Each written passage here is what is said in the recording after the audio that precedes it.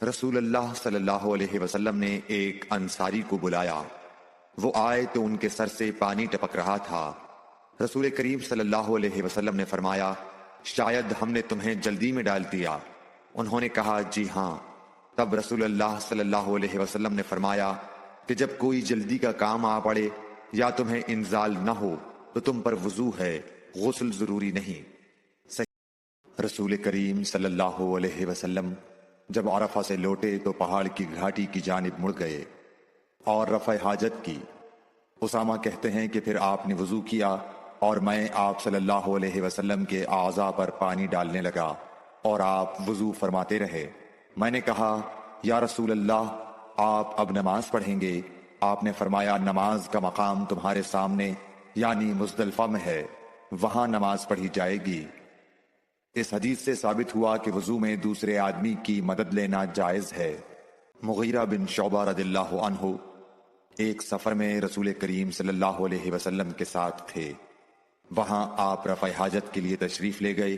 جب آپ واپس آئے، آپ نے وضو شروع کیا تو مغیرہ بن شعبہ آپ کے اعضائے وضو پر پانی ڈالنے لگے۔ آپ صلی اللہ علیہ وسلم وضو کر رہے تھے۔ آپ نے اپنے منہ اور ہاتھوں کو دھویا، سر کا مسح کیا اور موزوں پر مسح کیا۔ عبداللہ بن عباس رضی اللہ تعالی عنہ نے رات رسول کریم صلی اللہ علیہ وسلم کی زوجہ مطہرہ اور اپنی خالہ میمونہ رضی اللہ عنہا کے گھر میں گزاری۔ وہ فرماتے ہیں کہ میں تکیے کے عرض یعنی گوشے کی طرف لیٹ گیا اور رسول کریم صلی اللہ علیہ وسلم اور آپ کی اہلیہ نے معمول کے مطابق تکیے کی لمبائی پر سر رکھ کر آرام فرمایا۔ رسول اللہ صلی اللہ علیہ وسلم سوتے رہے اور جب آدھی رات ہو گئی یا اس سے کچھ پہلے یا اس کے کچھ بعد آپ بیدار ہوئے اور اپنے ہاتھوں سے اپنی نیند کو دور کرنے کے لیے آنکھیں ملنے لگے۔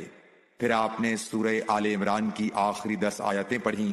پھر ایک مشکیزے کے پاس جو چھت میں لٹکا ہوا تھا آپ کھڑے ہو گئے اور اس سے وضو کیا خوب اچھی طرح، پھر کھڑے ہو کر نماز پڑھنے لگے۔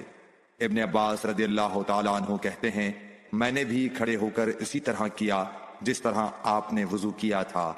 پھر جا کر میں بھی آپ کے پہلو مبارک میں کھڑا ہو گیا۔ آپ نے اپنا داہنا ہاتھ میرے سر پر رکھا اور میرا دایاں کان پکڑ کر اسے مروڑنے لگے۔ پھر آپ نے 2 رکعتیں پڑھیں، اس کے بعد پھر 2 رکعتیں پڑھیں، پھر 2 رکعتیں پڑھیں، پھر 2 رکعتیں پڑھیں، پھر 2 رکعتیں پڑھیں، پھر 2 رکعتیں پڑھ کر اس کے بعد آپ نے وتر پڑھا اور لیٹ گئے۔ پھر جب مؤذن آپ کے پاس آیا تو آپ نے اٹھ کر 2 رکعت معمولی طور پر پڑھیں، پھر باہر تشریف لا کر صبح کی نماز پڑھی۔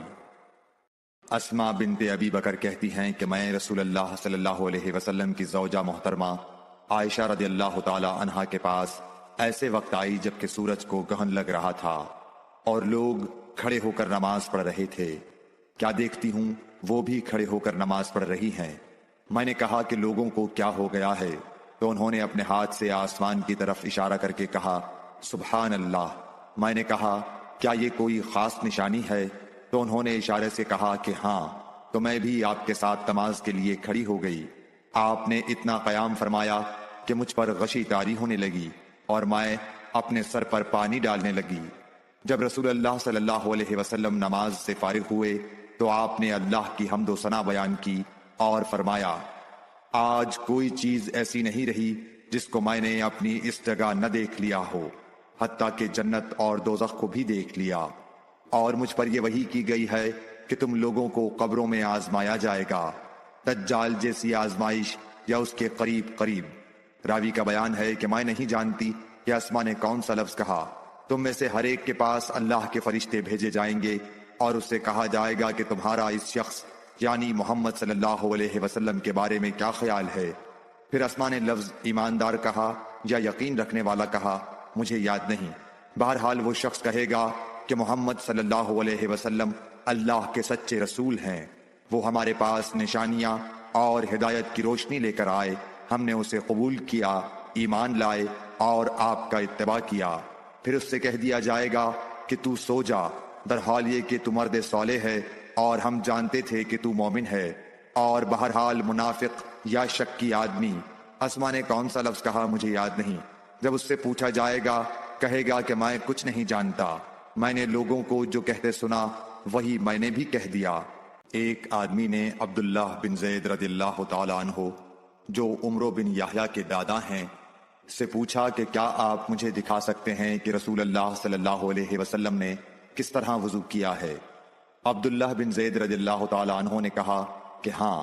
پھر انہوں نے پانی کا برتن منگوایا، پہلے پانی اپنے ہاتھوں پر ڈالا اور 2 مرتبہ ہاتھ دھوئے، پھر 3 مرتبہ کلی کی، 3 بار ناک صاف کی، پھر 3 دفعہ اپنا چہرہ دھویا، پھر کوہنیوں تک اپنے دونوں ہاتھ 2 مرتبہ دھوئے، پھر اپنے دونوں ہاتھوں سے اپنے سر کا مسح کیا۔